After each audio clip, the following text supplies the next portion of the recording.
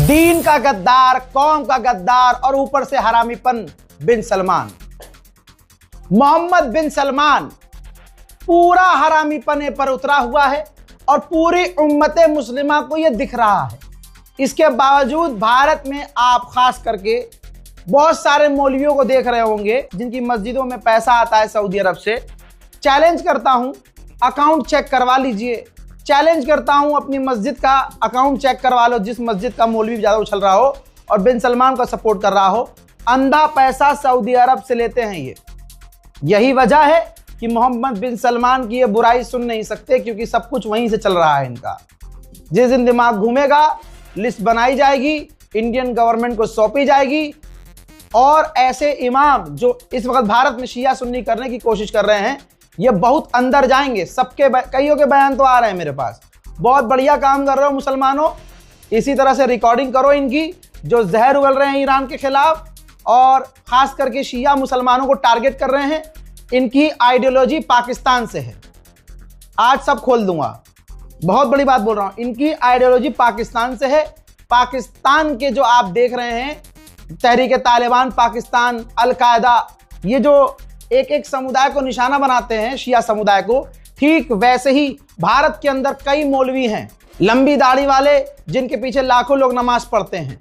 वक्त आएगा अगर उनके बयानात इस तरह से बंद नहीं हुए तो मैं वादा कर रहा हूं इतनी अंदर भेजूंगा। याद रखना मोदी सरकार है, मुश्किल नहीं है तुम्हें अंदर भेजना। तुम करो शिया सुन्नी इस मुल्क में, पाकिस्तान नहीं है ये कि तुम शिया सुन्नी करोगे और पूरा हिंदुस्तान चुपचाप बैठ कर देखेगा। मुल्ला, जब तुम्हारी दाल रोटी वहां से चल रही है तो दाल रोटी चलाओ, जहर काहे उगल रहे हो। हजरात मोहतरम, मोहम्मद बिन सलमान का हरामीपन एक बार फिर से दुनिया के सामने खुला है। सबसे पहले सबूत ही आपकी स्क्रीन पर रख रहा हूं, पढ़ लेना।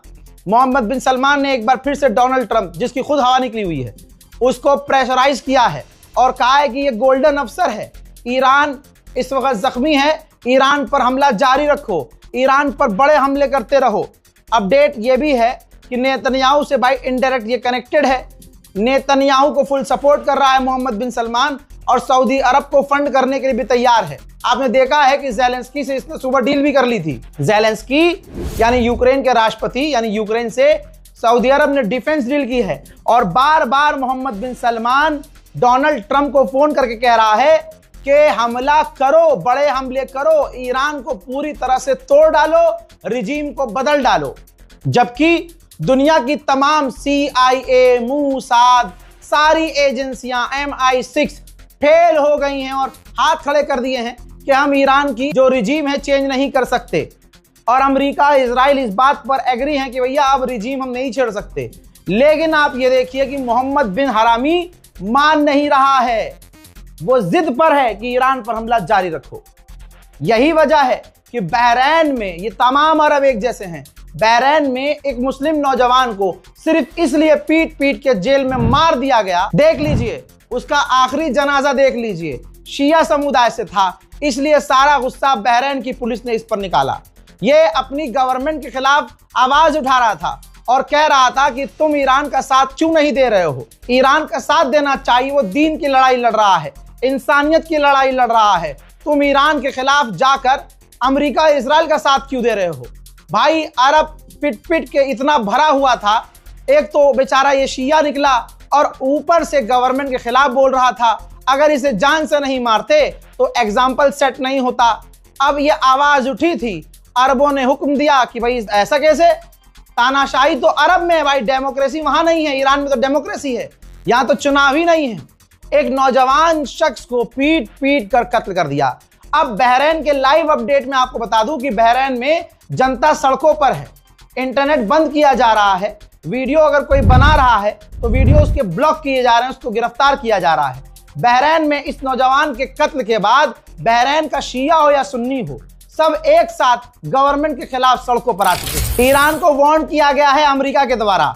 अमेरिकी ऑफिशियल ने कहा है कि ईरान के पास बेस्ट चांस है वो अमेरिका के वाइस प्रेसिडेंट से बात करके डील कर लें, वरना कोई चांस नहीं बचेगा। लेकिन मेरे दोस्तों, ये तो एक तरफा बात है। सुअर खुद कह रहा है कि हमें हमला करना है, फिर सुअर खुद कहता है कि हमें बात करनी है। इसी वजह से ईरान के सुप्रीम लीडर मुज्तबा खामनाई की तरफ से यह अपडेट आया था और आपको बता चुका हूं कि वो बात नहीं करना चाहते। आइए अब मैं बताता हूं कि दुनिया की तेल लगाकर कैसे बजा रहा है अकेला ईरान। ये देखिए ऑस्ट्रेलिया की तस्वीर है, लाइव अपडेट दे रहा हूं। सबसे पहले ऑस्ट्रेलिया का अपडेट मैंने ही दिया था। ऑस्ट्रेलिया के अंदर 8 रिफाइनरीज थी, सब बंद हो चुकी है, सिर्फ 2 रिफाइनरी काम कर रही है। 500 से 600 पेट्रोल पंप डीजल बंद हो चुके हैं, डीजल पंप पेट्रोल पंप बंद हो चुके हैं।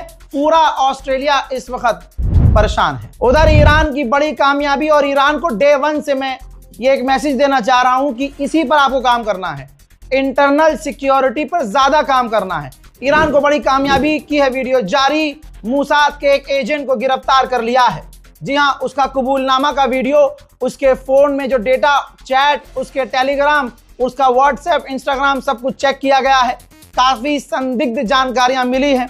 मूसाद के लिए काम कर रहा था और उसने कबूल किया है कि हाँ मैं मूसाद के लिए काम कर रहा हूं। तो ईरान को यह बड़ी कामयाबी मिली है। ईरान को इंटरनल सिक्योरिटी पर ज्यादा ध्यान देना होगा।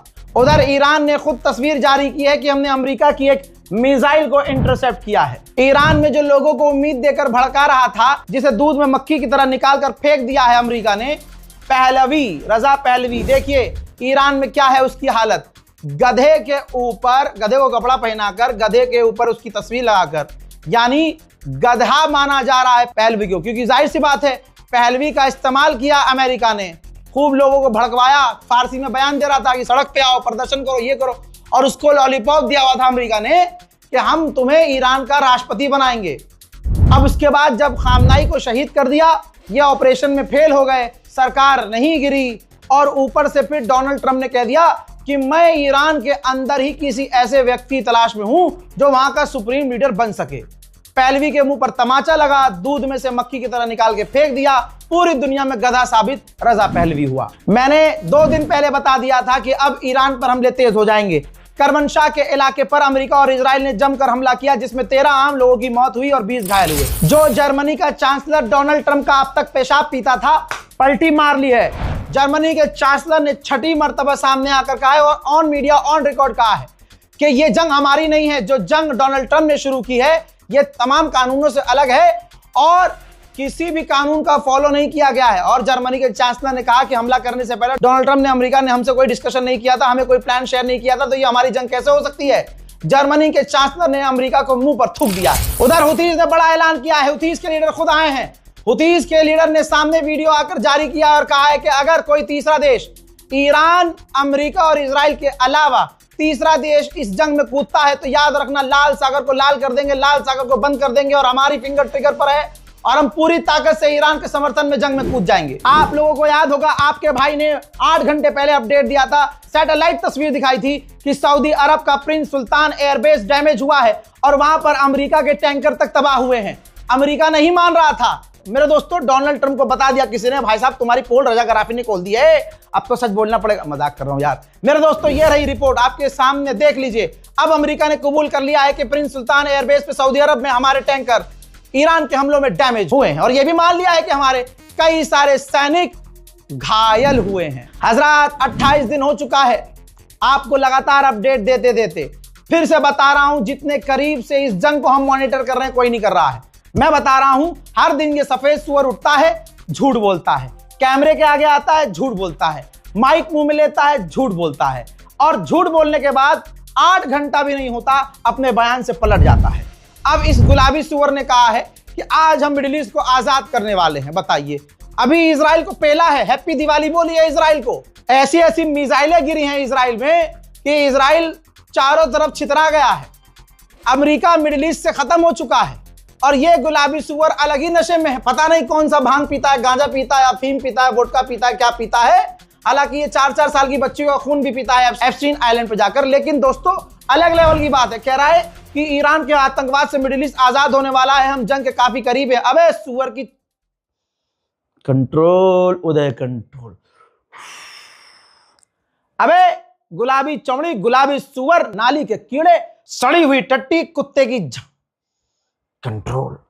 भाई अभी ये 15 दिन पहले से कह रहा था कि हम जीत गए, हम जीत गए, हम जीत गए। अब कह रहा है हम जीतने वाले हैं। साला अपने ही जुमलों से पलट जाता है। उधर ईरान ने बताया कि सारी रेड लाइन क्रॉस करके हमारे बुशहर न्यूक्लियर पावर प्लांट पर तीसरी बार हमला किया गया है। कोई रेडिएशन अभी लीक नहीं हुआ है, लेकिन तमाम अंतरराष्ट्रीय कानूनों का उल्लंघन किया जा रहा है। हजरात, जापान कोयला प्लांट बंद करने वाला था इस जंग से पहले ही, लेकिन जब जंग शुरू हुई और जापान का ईंधन खत्म होना शुरू हुआ, बिजली में कटौती शुरू हुई, तो अब जापान ने ऐलान किया है कि हम अपना कोयला प्लांट चालू रखेंगे। उधर बहुत बड़ा खुलासा हुआ है कि रशिया ईरान को शाहिद 136 का एडवांस वर्जन, यानी यूक्रेन और रूस की जंग में रशिया की ईरान ने मदद की। ईरान ने अपने शाहिद ड्रोन दिए थे और भारी मात्रा में रशिया को दिए थे। रशिया ने उन ड्रोन को लिया, उनको अपग्रेड किया और घातक बनाया और यूक्रेन के लिए इस्तेमाल किया। रशिया वही अपडेट वर्जन शाहिद 136 को अपडेट करके ईरान को दे रहा है। लालची लोमड़ी की कहानी सुनी होगी, अंगूर वाली। अंगूर लपक रही थी, हाथ नहीं पहुंचा, तो सारी दुनिया से वो बुराई करती गई, अंगूर बड़े खट्टे हैं, अंगूर खट्टे हैं। यही गुलाबी लोमड़ी अब ये है, गुलाबी सुअर। इसने अब अपने ताजा बयान में कहा कि ब्रिटेन के एयरक्राफ्ट करियर अच्छे नहीं हैं, ब्रिटेन के एयरक्राफ्ट करियर स्लो चलते हैं, अच्छा काम नहीं करते हैं, काफी वीक है। ये पता है इसने क्यों कहा? क्योंकि ब्रिटेन ने इसकी लाख रिक्वेस्ट पे, ब्रिटेन का पेशाब पीने के लिए तैयार था ट्रंप, लेकिन फिर भी ब्रिटेन ने अपने एयरक्राफ्ट करियर स्ट्रेट हॉर्मुज में नहीं भेजे। तो बस अब ये ब्रिटेन के एयरक्राफ्ट करियर को, ब्रिटेन की फौज को कमजोर बताने में लगा है। मेरे दोस्तों, डोनाल्ड ट्रंप इस वक्त दुखियारी रांड की तरह रो रहा है, दुखियारी रांड। अब ये रांड वहां खड़ा होकर कह रहा है, रांडो की तरह बस रो रहा है, रुदाली बना हुआ है इस टाइम। कह रहा है, जैसे पहले तो बुराई कर दी इसने ब्रिटेन की, फिर इसने नेटो को फिर से कोसा, कहा कि मैं गारंटी देता हूं अगर फिर से दुनिया में कुछ बड़ा कांड हुआ और मदद की जरूरत हुई तो नाटो वहां भी नहीं होगा। पहले बुराई कर दी रंडवे ने, फिर आगे कह रहा है कि वैसे भी हमें नेटो की जरूरत नहीं है। अबे तो फिर R- रोना कर क्यों रहा है तू? भाई साहब, ऐसी मिसाइलों की बरसात ईरान ने इजराइल पर की, वो वीडियो में दिखा चुका हूं, अलग से पूरा ब्रेकिंग न्यूज दिया था मैंने, कि अब इजराइल ने कबूल किया है कि ईरान की मिसाइलों के 11 अलग अलग जगह पार्ट गिरे हैं। भाई साहब, मैं बता दूं, पार्ट नहीं गिरे हैं, 11 जगह मिसाइलें गिरी हैं और तबाही इजराइल में मची है। यकीन नहीं आ रहा तो देख लीजिए इजराइल की और तबाही की तस्वीरें। हैप्पी दिवाली।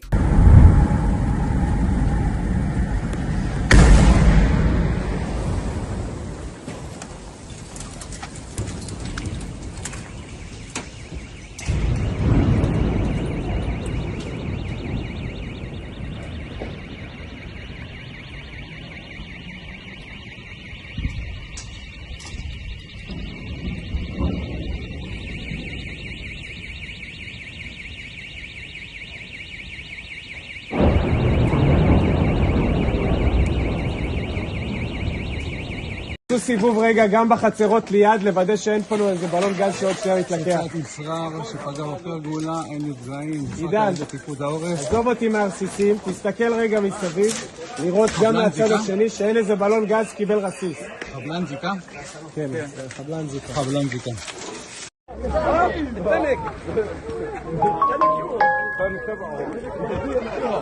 חדואן אינטה. תודה.